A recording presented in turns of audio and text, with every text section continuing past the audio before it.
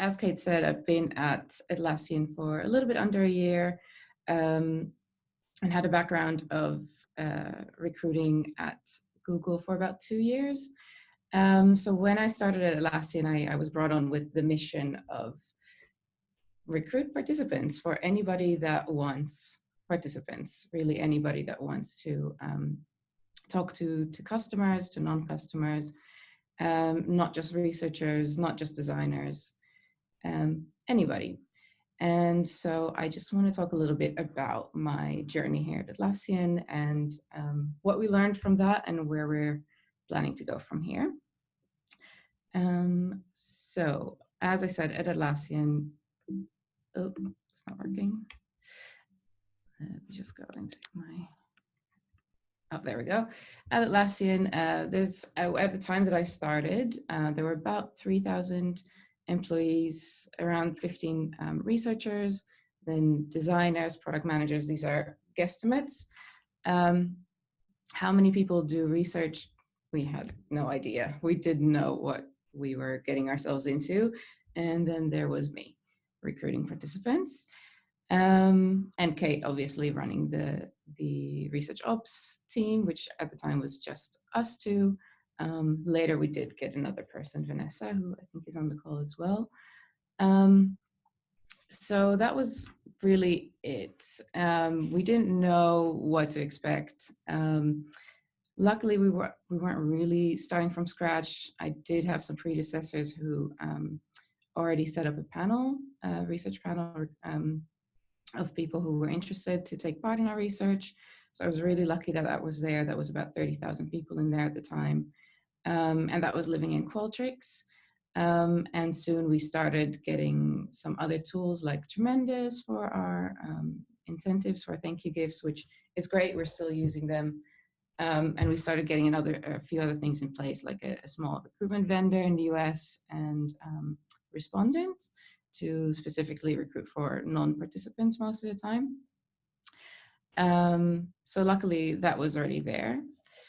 But just to show you using our tools at the time, this was our recruitment process. It's not very straightforward. There's a lot of moving parts.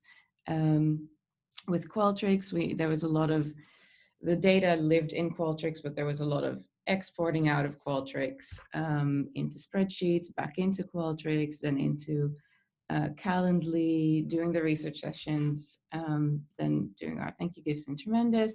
So a lot of manual work. And when you're doing this for a few people, it's fine.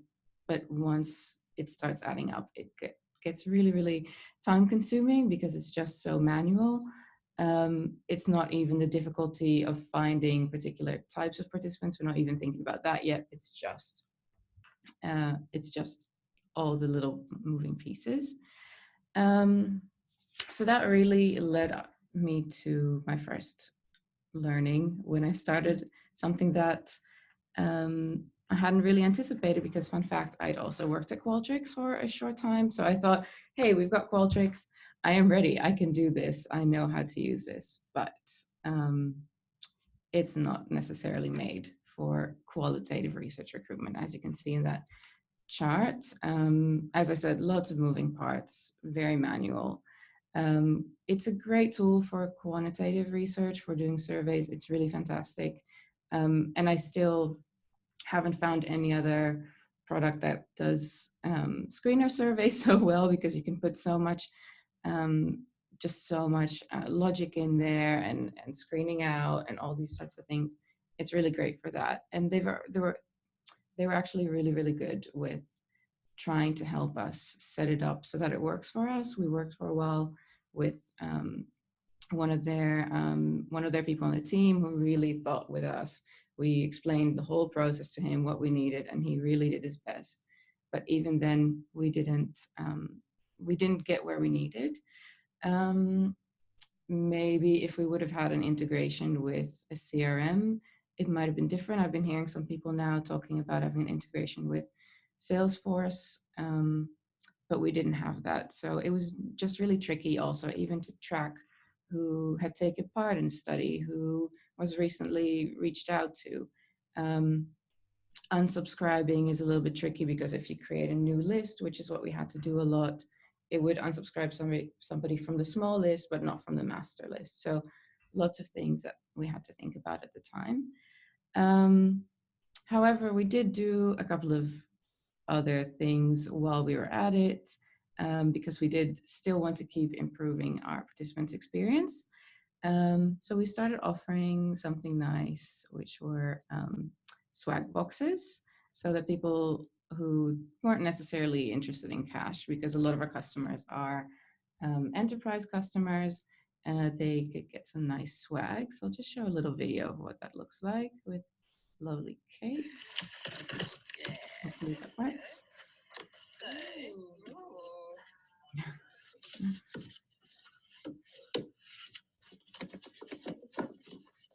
Get out. That's number one. It did take us a little bit of time to figure out how to get it out of the box.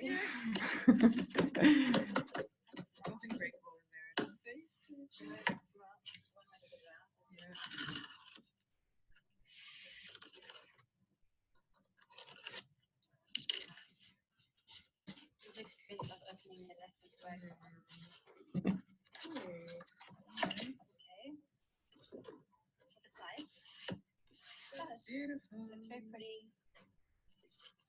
So, if we open it up, and inside,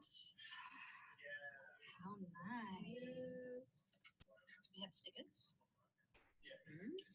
And we have very, very, very cool socks. Wow. Stay a step ahead. This is all branded in our research group. So our Atlassian Research Group is our panel.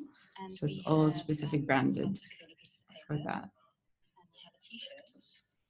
This one is Becky's, not Becky's size. Very nice. And we have a little thank you note that says, thanks for taking part in research with Atlassian and the school. And it's printed on very nice paper, I have to say. Yeah.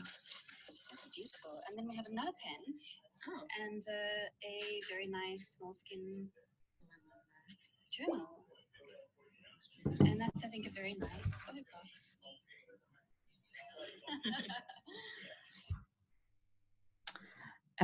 So that was Kate opening our very first swag box, which we started offering quite soon into our time here, and it's been received really well. We've been getting feedback from participants who really like it. For example, this person who sent us a picture of him wearing the socks and saying, this was a message to Vanessa saying that he just wanted to let us know that the box arrived and he really enjoyed it. And I really like that he just sent that little picture. And the other thing that we started offering was Atlassian University coupons, which means that people can do an Atlassian course, which is really, really useful. You can even get an admin certificate out of it, which is actually a job for a lot of people. So those were a little bit less popular. We also offer those a little bit less often because it's just really specific to the type of participants that you're looking for, what type of incentives you offer. But we often give them a choice between either an e-gift card or a swag box. And usually we get about 50% people that request a swag box. Now, while we were doing that, we also set up a service desk. We are at Atlassian, so we have access to Jira Service Desk. So we thought, let's make it easy for people to request a recruit from us. So we had a form with lots of questions about their study, about the types of participants that they were looking for, when their study was taking place, what's the Zoom link, all the logistical details. And to track our work, we set up a beautiful Kanban board. So I could really, really track exactly in which stage of the recruitment each project was at. And here's a bit of a screenshot. I deleted all the researcher and people who do researchers' names out of there. So we would also be able to see their name, just so it's easier for us to remember which study is which, because sometimes they're just called recruit research participants, which doesn't tell us a lot. But this was really, really helpful in tracking what we were working on. But as you can see, the recruits were piling up.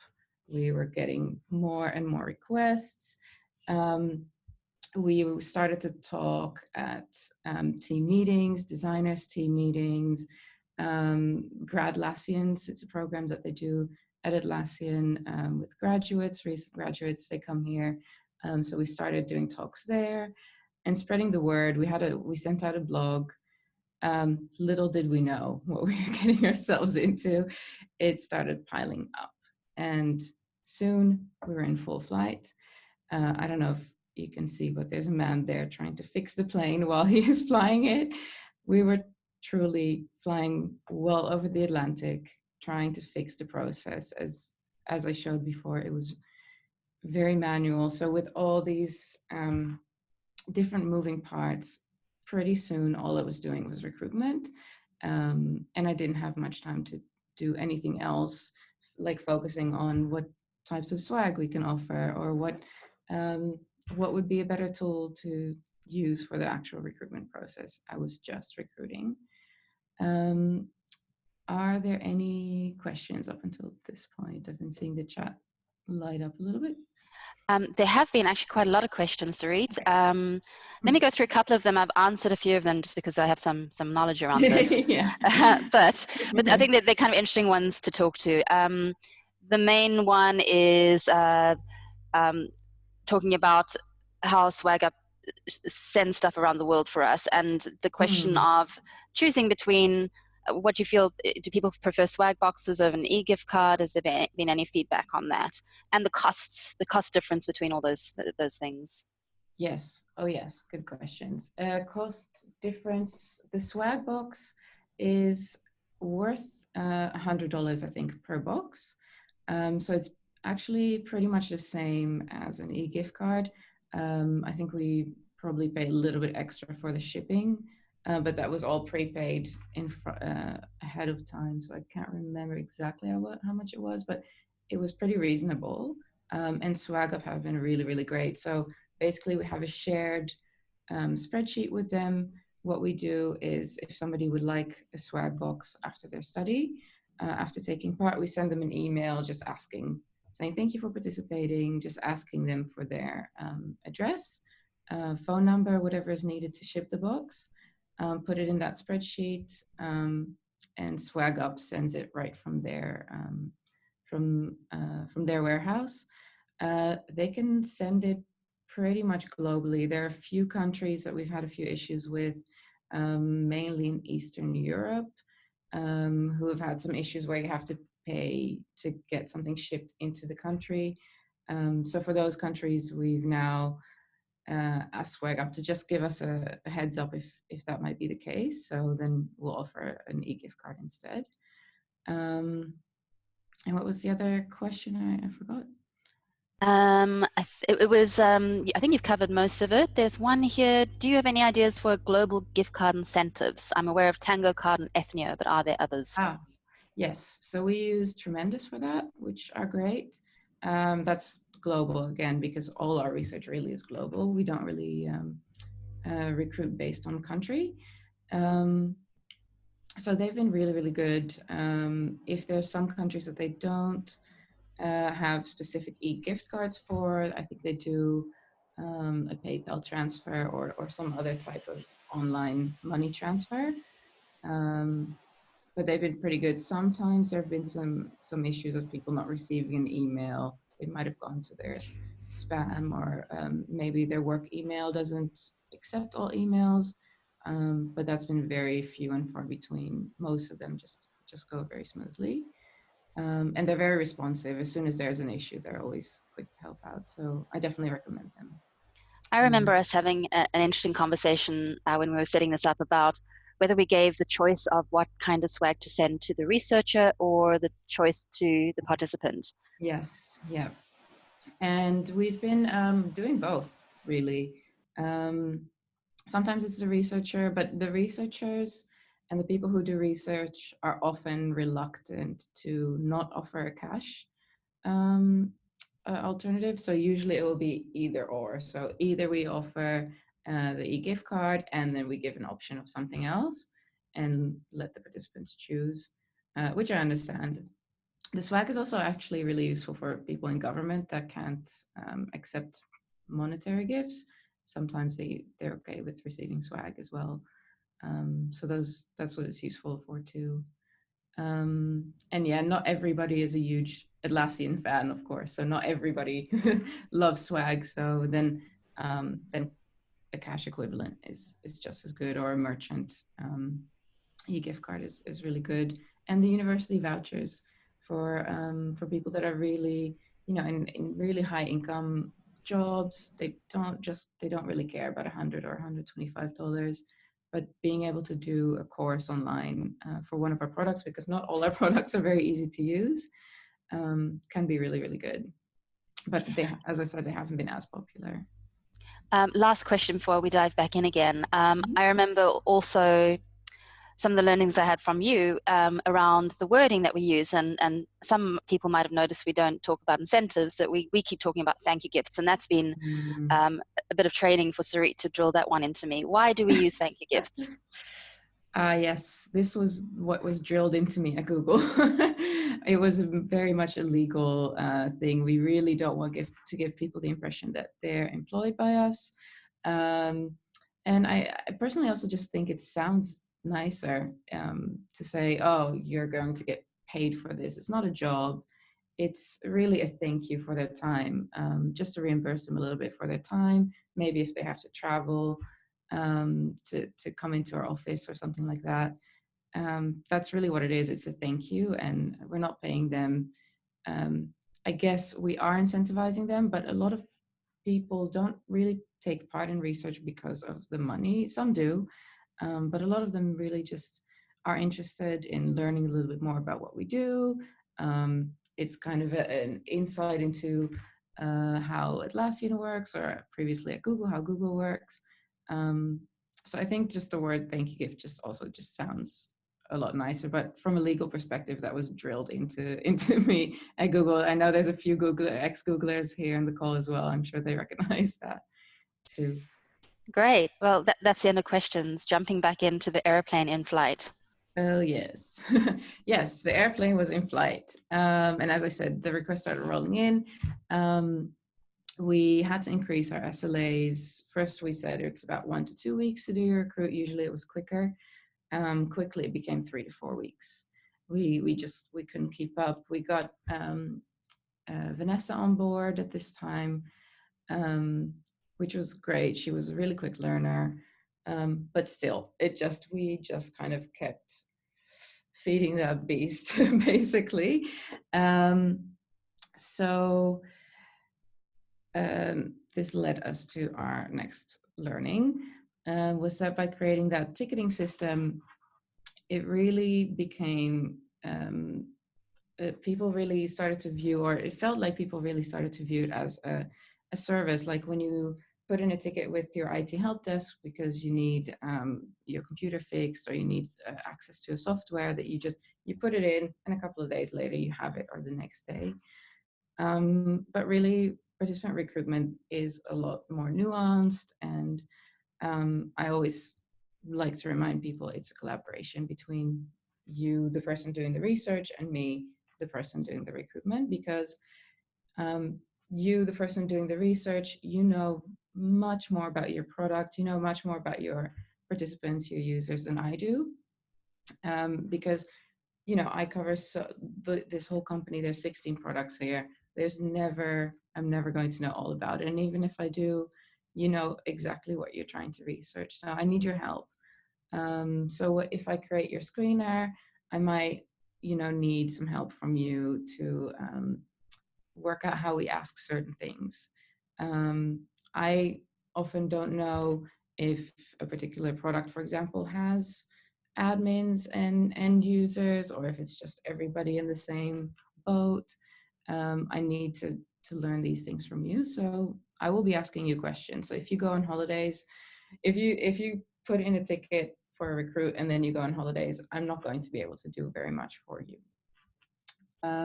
So that was, I think, an issue of putting a ticketing system in like that people can just put it in and expect their participants to get there. As much as we put little ticks in there saying, are you going to be on holidays? Is there somebody else that can cover while you're there?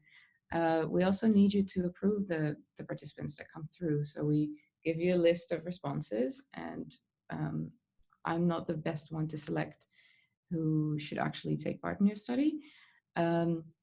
So yeah, like I said, it's just a lot of back and forth between us, and it's a collaboration. It's not a one-stop shop. It's not online shopping. These are people that we're dealing with, and there's a lot of nuance there. And then the next thing really was that this was a free-for-all service. We didn't charge any of the teams for any of the recruitment that we were doing. It was all paid for by the research team. So there was no reason for people not to use our service.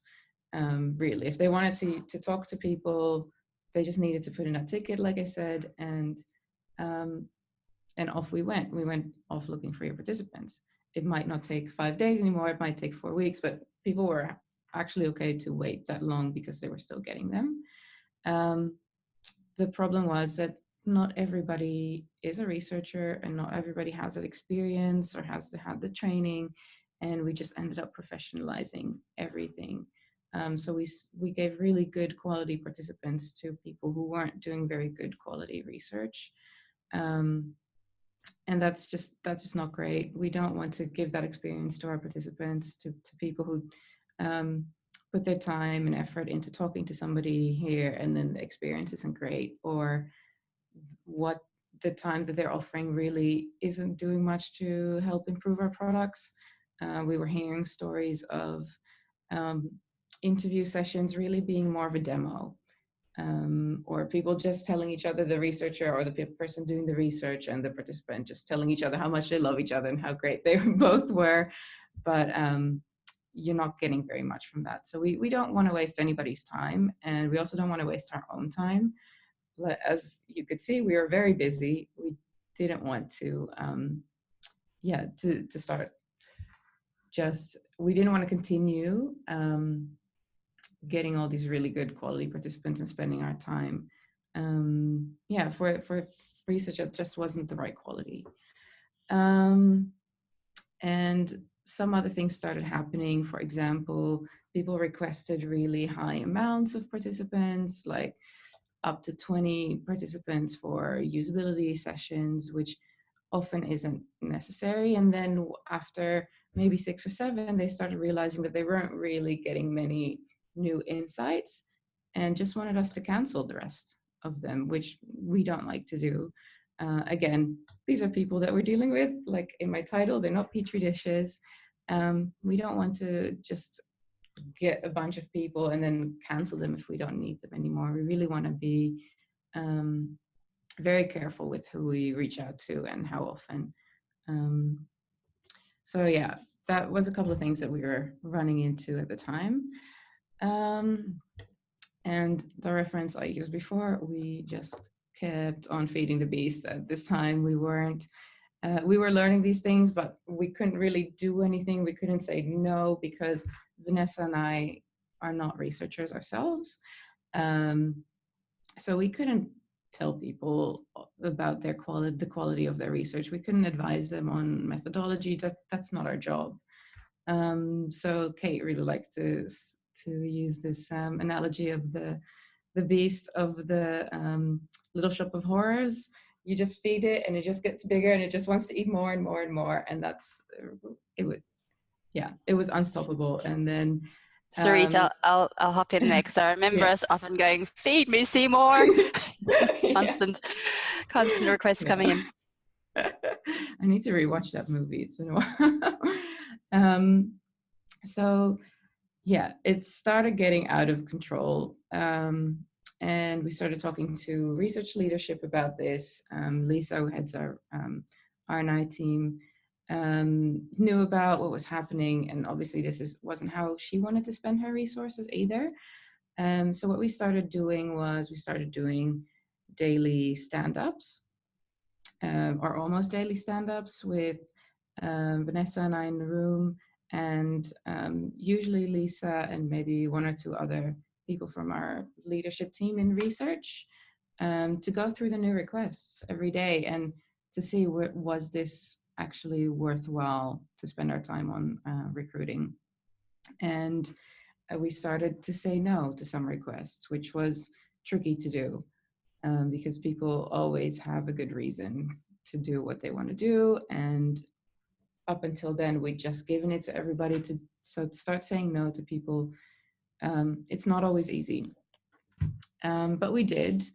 And we started doing this for a while, and it just, it gave us problems in other areas, because then it became, who is going to be responsible for talking to this person and saying no to them and explaining to them why we're not going to support this, and is this going to be the researcher, is it going to be me or Vanessa? You know, the research leaders, they're very, very busy people as well. They don't have time to go back and forth with every single ticket that we're getting in there. So it started to add more problems as well. Sweet. Yes, more questions? I have a question here, and also just to give you a note that we have about a 10 to 15 minute left. Okay, cool. So the question from Danielle is, were you able to create a rubric or way of determining who to say no to? It's such a difficult art to master. And also, let's answer that question first, because it's quite a big one. It is. It's a really difficult art to master, and that's why we needed the research leaders in there, because we didn't have an overview of, you know, what the company is really working on, what are our main goals for the year, for the quarter. We just had no idea, because there's, like I said, there's 16 products. So research leadership was more across that, and they, especially Lisa, was much quicker to know, like, yep, no. And they also had a little bit more history at Atlassian, so they knew when something had already been done, when we already had data on something, and they could point somebody to that, which is an interesting point as well, because now I'm not sure if Georgie's here, but we're working on setting up a research library, and she's been doing a lot of work on that and research on that. But at the moment, we don't have anything like that. So it's very difficult for people to know really what's been done. It's not really tracked properly anywhere. It's all over. I'm not sure if anybody's used Confluence before, but it can be quite hard to find something on there. And if it is on there, how relevant it still is. So yeah, I can't say that there is one size fits all way of knowing who to say no to. I think this is really collaboration that you need with, I don't know if it's necessarily research leadership in your company, or organization, but yeah, some type of leadership, somebody that has an overview of, yeah, what are the important things going on at the moment. There's another question here, which I think is interesting, because it leads into where we are now and how we've shifted from last year's learnings of Feed Me Seymour to how we've kind of shifted strategy, and involving also, so the question is, do you find folks took on their own research initiative after being told no? And so it really kind of points to this distinction between setting up a service environment where we're serving everybody and moving into designing and operationalizing. Yes. Yes, sometimes I did. Sometimes people would just go away and leave it. But often we would give people some ideas of how to find people to talk to otherwise. For example, we have a website called Jack, where people, customers can put in tickets when they have any issues or bugs or feature requests, anything really that they want to talk about in the product. And then we have a community as well, an Atlassian community, where there's lots of conversations happening. So we would often suggest people go on there to find people to talk to. If it wasn't for us like the highest priority, but we thought, yeah, it's fine for you to do. So people did do that, and they still do. And that's one of the things that we started to do once we started to shift is actually we wrote a whole page about alternative ways to find your own participants if you're not getting our support, basically through Jack community, maybe social media. We have an email marketing team as well that can send emails to customers, although now they're getting overwhelmed. So it's still an ongoing issue. It's not, I'm not saying that it's resolved in any case. So people still go and do their own thing if we don't do it for them. David's got a very broad question here. It's a good one. What advice would you give a startup at a hyper-growth stage, growing very quickly, who's building a UX research program and needs to build a participant recruitment process from scratch? Okay, ooh. Yes, that is a very broad one. If it's building, I mean, it's growing very quickly. I would say first and foremost, one person in your research operations or research recruitment might not be enough, even if you have a very small research team, because there's a lot that needs to be done at the start that needs to be set up before you can actually do proper recruitment. So you need to have the right tools in place. You need to have the right way to consent, to store audio-visual data. This is actually all things that we're working on now that I'll be talking about in a minute. So there's so much that needs to be put in place before you can actually properly do research and recruit participants, that either you might want to get one person and give them the time to set that all up, or you might want to get a couple of people to, work on that at the same time, and then one or two people can do the recruitment depending on how many people do research. The other thing is you might want to consider not having the person doing the doing the recruitment, but actually the researcher do their own recruitment. And this is what we are moving to right now, which is a highly supported self-service. Highly supported self-service. So we are doing our best to make it very easy for our researchers to do their own recruitment. And we're not doing it for them, basically. But we can give them support. But, to make everything easy, give them the tools, give them the vendors, but we won't do it for them. It's interesting because that was, I felt like a real watershed moment for us, where after setting up Seymour and then finding where to feed ourselves to Seymour, realizing as we got into planning for FY for this financial year that we're in now, that really we would pivot from offering a service to designing a system that enabled others to self-serve, and that's made us all very much happier as human beings. And I think at the end of the day, given our research is a better experience as well as we go. So that's the end of questions. Moving forward. Yeah, moving on to the future, really. So just to recap our biggest learnings again. Firstly, if you can, like I just said, take a step back and make sure you have the basics right.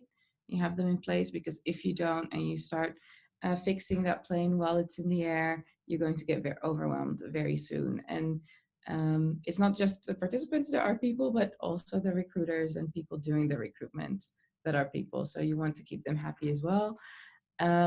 Make sure you get tools in place that are working for you and not against you.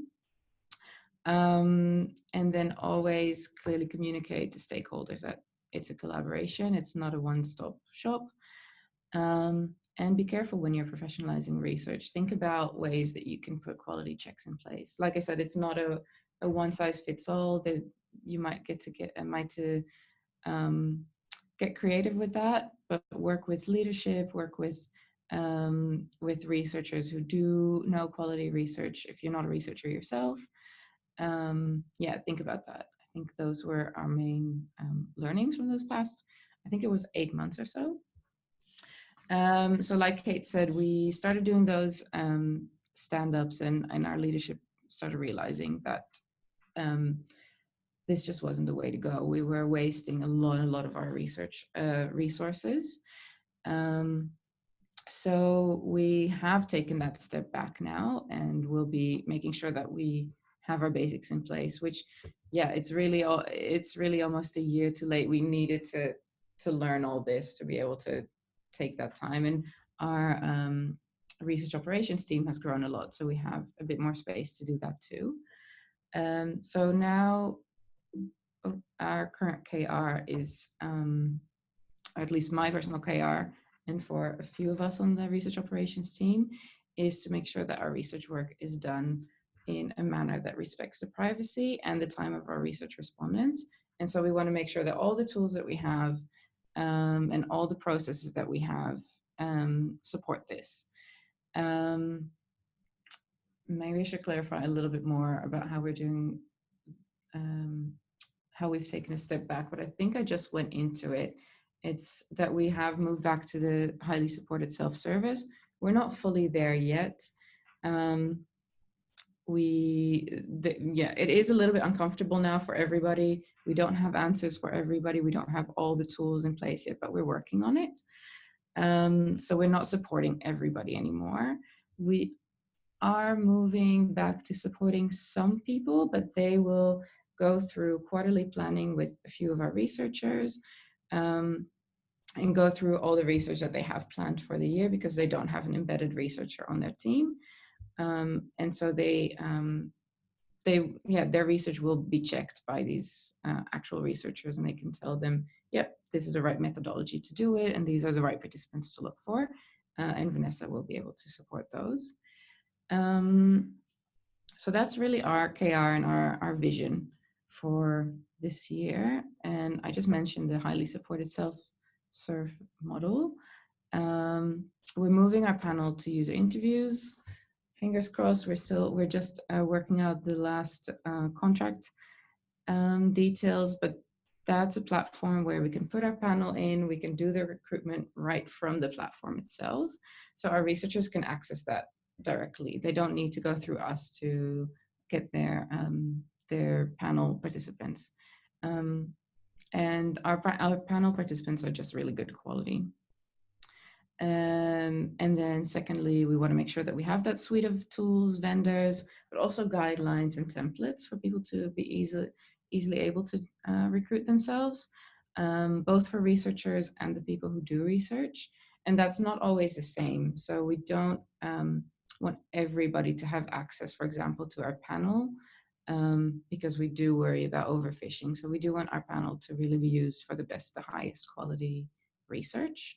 And then we're working on updating our consent forms, our NDAs, and making them really easy to use and to understand for both researchers and participants. We want to make sure that they're easy to track, make sure that they're signed. If somebody wants to withdraw their consent, that they can easily do that, and then we can remove their videos. So these are all projects that we're working on right now. And then I think I'm doing pretty well, because I'm nearly done. Our vision for our Atlassian research group, so our panel, is that we really want our participants to feel like they're a part of a community. So far,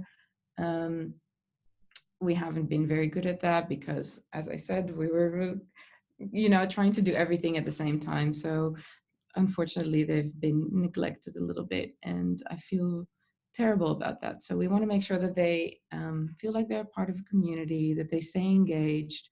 We're thinking about sending out regular newsletters, trying to figure out a way. We're not quite sure how we would do this, but hopefully this is something that we could do in the future, is if they have participated, maybe can we share with them something about the research that they've taken part in? Can we share with them what the outcome was, or what we learned from it? What if something in the product actually changed because of this research? So that's something that we're hoping to look into. It's not where we're at right now, but hopefully this year. And then we're planning to do yearly profile check-ins. So make sure people are still interested, that their data is still up to date, and maybe even ask them a few additional questions that they can keep filling in their profile, so we can do more and more targeted recruiting as we go along. And then I hope this was a running thread through my talk, but most importantly, we just want all of our participants to have a great experience. After all, participants are people too. and our recruiters are people as well. Don't forget. So that was me. Any more questions? I don't have anything else here. Does anybody else have a question? If you do, you can pipe up, unmute and pipe up.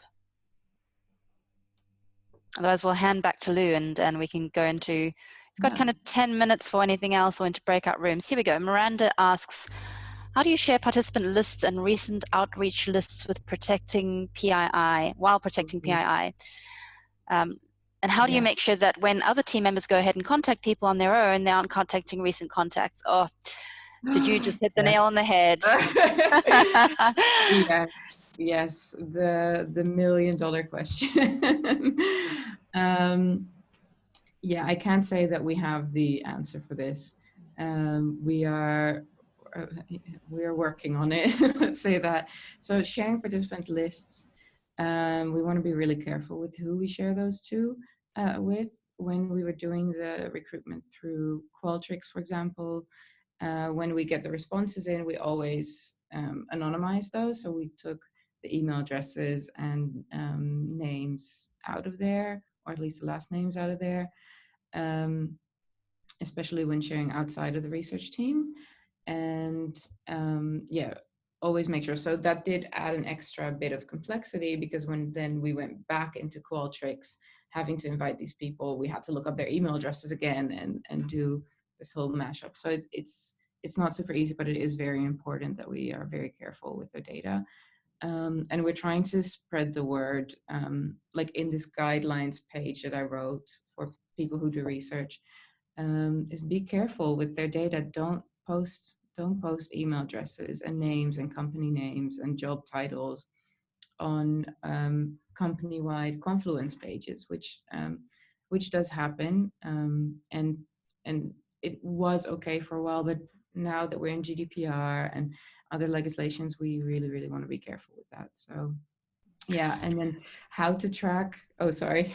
Yeah, I wanted to add to that because just in terms of where we are right now, as Sarit shared, we're kind of building in this basic infrastructure at the moment. And I keep saying daisies in the desert. We've kind of had a reasonable desert of infrastructure, and now Sarit's starting to put in a garden of various vendors and tools and guidelines, and working very closely with legal to tighten up on things. But next year really is a time when we can look at the various tools we've put in and make sure that the data flows from tool to tool are really tight, so that we're not needing to export anything into a spreadsheet anywhere. And we've got someone on the team, Teresa, who I don't think is on the call today, who that is her sole job. She's our technology lead in research operations, and her sole job is making sure that our daisy chains and how the data moves around is really secure. But I think with anyone we talk to, we're all in very similar boats. And as the vendors in our environment, people like user interviews and other vendors, they're all getting to know each other and create integrations. They're providing the ability for us to be a lot more strategic with kind of the tools we choose and how they interact with one another. So there was a question here.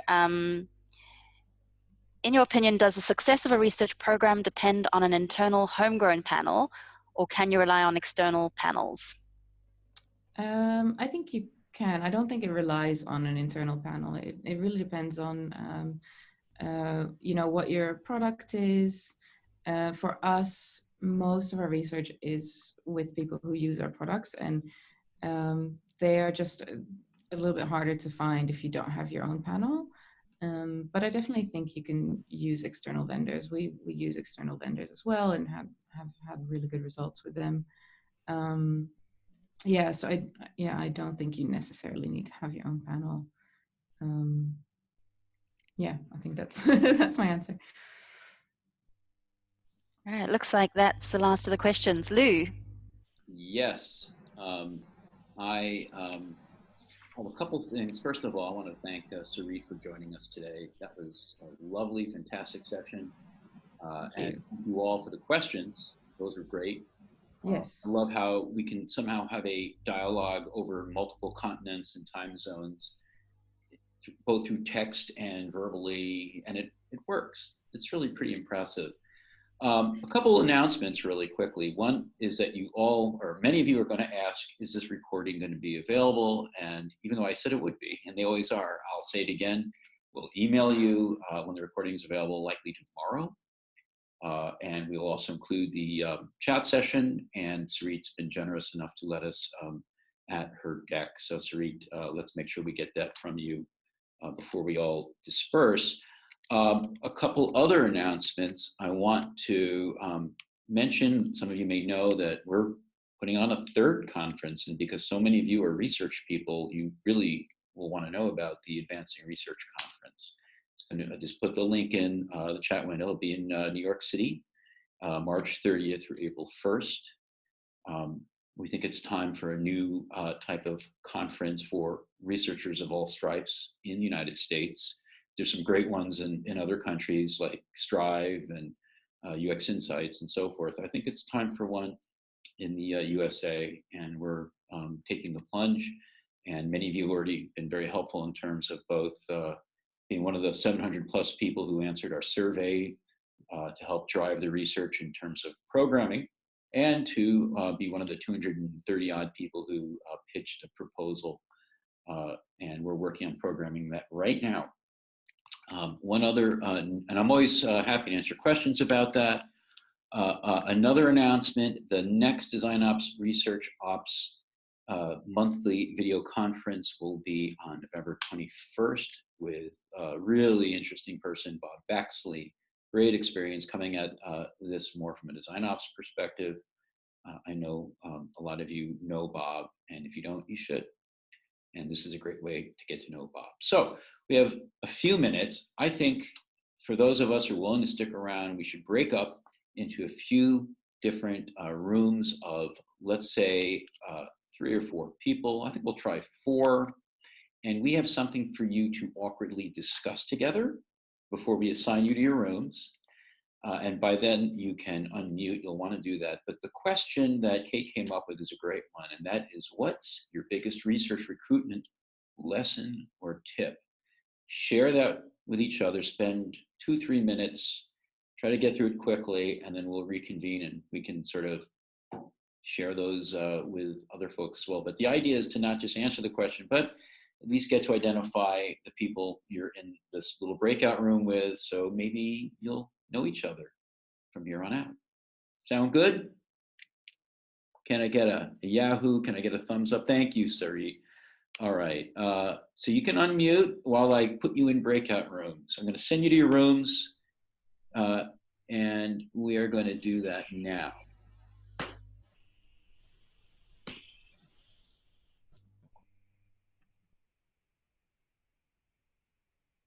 Okay, who's here with me? Who's in my room? Unmute, if you don't mind. I am in a room with, who am I in a room with? Hello? Miranda and Tom, are you there? If you're there, would you unmute so I can hear you?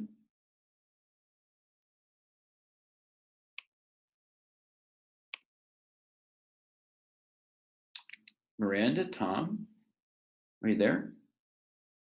Miranda went away. Tom, are you there? Tom, you're muted. Maybe you don't want to join me, so I'll go to some other room because I'm feeling lonely.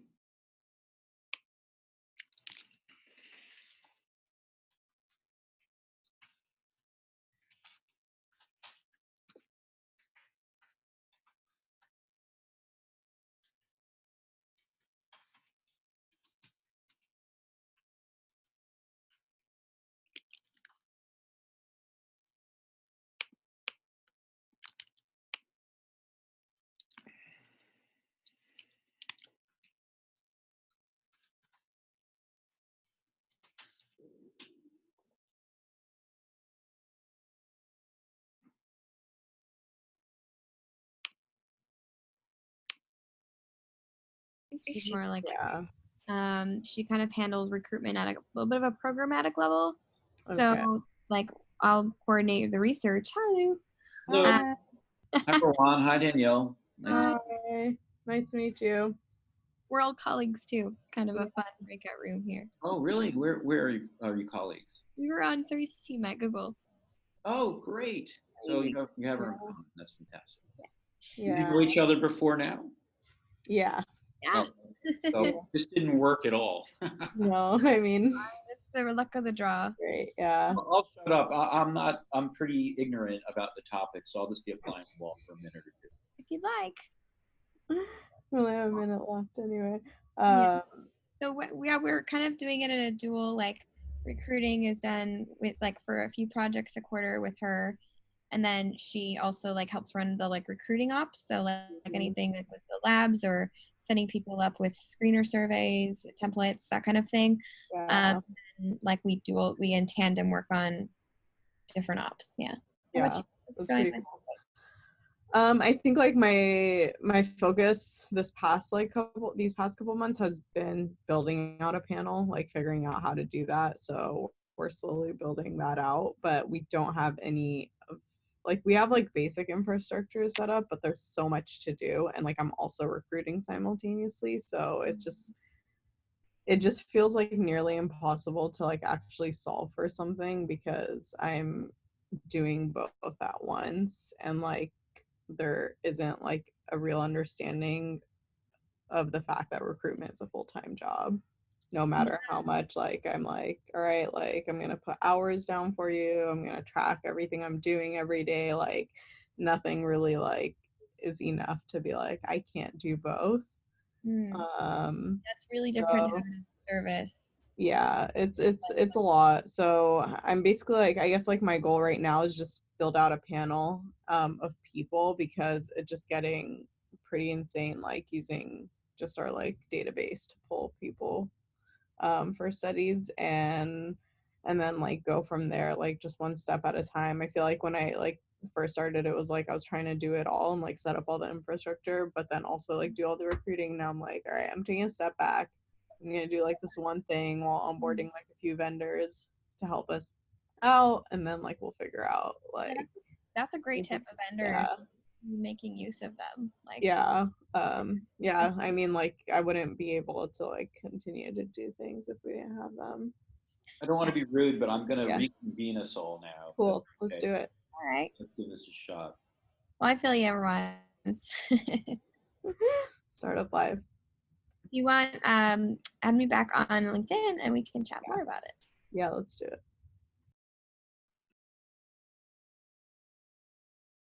We're reconvening. I don't know if anybody can hear me.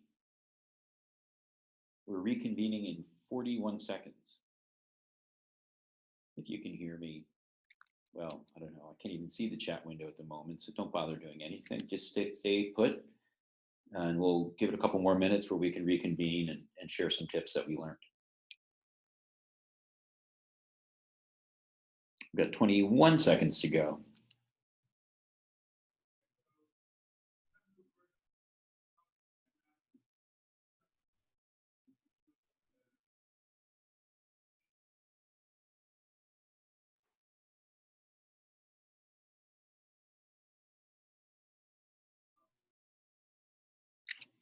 Chat.